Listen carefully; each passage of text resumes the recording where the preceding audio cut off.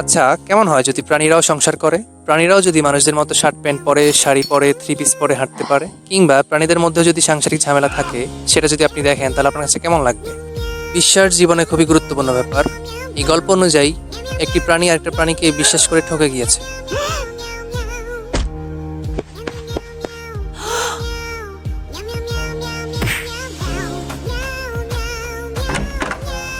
কারণ তারা নিজেও জানে না যে আসলে যে প্রাণীটিকে সে বিশ্বাস করছে সে মনে মনে অন্য কিছু ভেবে রেখেছে।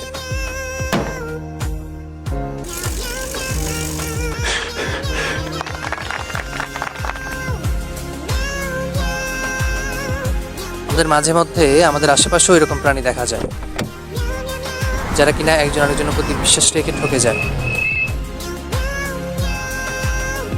কিন্তু আমরা মানুষরাও কি এরকম করি? আমরা হয়তো এরকম করি না। পরের গল্প পেতে লাইক, কমেন্ট, সাবস্ক্রাইব করুন।